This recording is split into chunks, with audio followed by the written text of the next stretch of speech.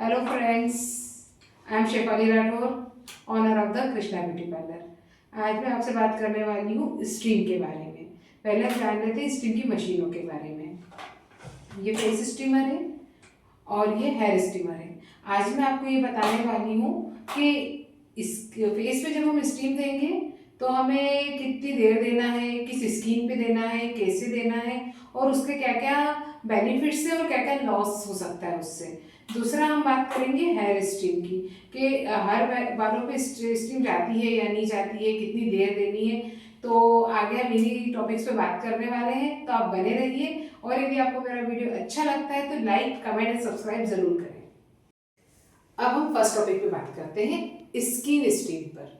जब हम स्किन पे स्टीम देते हैं तो हमें ये ध्यान रखना होता है कि फेस ड्राई है या ऑयली। यदि आपका कोई क्लाइंट आता है तो सबसे पहले आप ये एनालिसिस करोगे कि स्किन कैसी है, ड्राई है या ऑयली है। यदि स्किन बहुत ज़्यादा ड्राई है तो आप स्टीम अवॉइड करो। यदि आप ज़्यादा स्टीम दोगे ड्राई स्किन पर तो वो और ज़्यादा ड्राई होगी। तो अब इससे ये क्लियर होता है कि ड्राई स्किन पे अपने को स्टीम नहीं देनी चाहिए। अब दूसरी बात आती है कि नॉर्मल स्किन पे आप थोड़ी सी देर स्टीम दे सकते हो, 2 से 3 मिनट, क्योंकि ना उसको ड्राई है ना वो ऑयली है, तो उसको बहुत ज़्यादा ज़रूरत नहीं है, थोड़ी ज़रूरत है, उतनी देर स्टीम दे दो। बट जब आपके पास कोई ऑयली स्किन आती है, एक्सेस ऑयल प्रोड्यूस कर रही है वो स्किन, तो उस सिचुएशन में आप अच्छे से 5 से 7 मिनट अच्छे से स्टीम दे सकते हो। उससे उस पर बेनिफिट होगा कि उसका ऑयल कम, स्किन से ऑयल कम निकलेगा। दूसरा ये होगा कि जो पोर्स में गंदगी रहती है वो अच्छे से क्लीन हो जाएगी। दूसरा, स्किन अच्छे से ग्लो करेगी।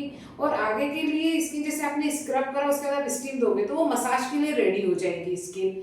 तो इससे बहुत बेनिफिट भी है, पर कुछ चीज़ों का आपको ध्यान रखना होता है। तो इसमें मैंने आपको ये बताया है कि जब हम स्टीम देंगे तो ड्राई स्किन को अवॉइड करना है। नॉर्मल स्किन पे 2 से 3 मिनट आप दे सकते हो, ऑयली स्किन पे आप अच्छे से स्टीम दे सकते हो। अब सैलून वालों के लिए बात करते हैं कि यदि कोई आपके पास क्लाइंट आया, आपने उसको क्लीनअप या फेशियल के लिए लेटा है, तो आपको इसे सीधे मशीन चालू कर उसके फेस पे नहीं रखनी है। आपको पहले क्लींजिंग स्क्रब जो भी करना है तो आप पहले स्टीमर का फेस ऐसे रखेंगे, स्टीमर चालू कर देंगे। जब स्टीम इधर आने लगेगी अच्छे से, तब आप स्टीम देंगे। और एकदम से यदि स्टीमर इधर ही फेस पे रख दिया आपने और अचानक से स्टीम के साथ कोई गर्म पानी आ गया, छींटा आ गया, तो छाला या जलने का डर रहता है। तो आपको इस चीज़ का ध्यान रखना है कि स्टीम इधर अच्छे से इधर स्टीमर को रखो और हल्की हल्की सी स्टीम आने तो इतनी देर में आप आपका क्लींजिंग और स्क्रब कंप्लीट करके रख लें। फिर उसके बाद आप आराम से स्टीम दे दें।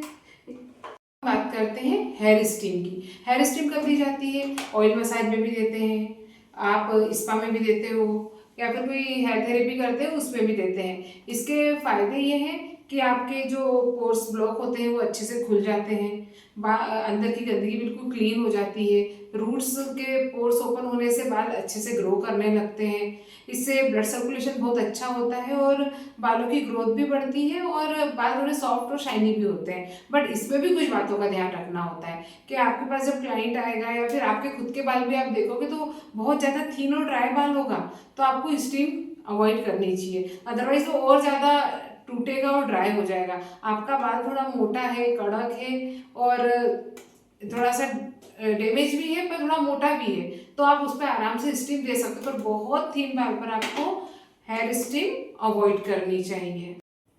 तो अब मैंने आपको hair steam and skin steam दोनों का नॉलेज अच्छे से दे दिया है। इसमें आपको ये पता चल गया होगा कि ड्राई स्किन एंड ड्राई बालों पे स्टीम नहीं देनी है और oily skin and oily scalp पर आपको स्टीम अच्छे से देनी होती है। मैंने आपको इसके फायदे और नुकसान अच्छे से बता दिए हैं। तो अब आपको मेरा वीडियो अच्छा लगा हो तो लाइक, कमेंट एंड सब्सक्राइब ज़रूर करें। Thank you, bye.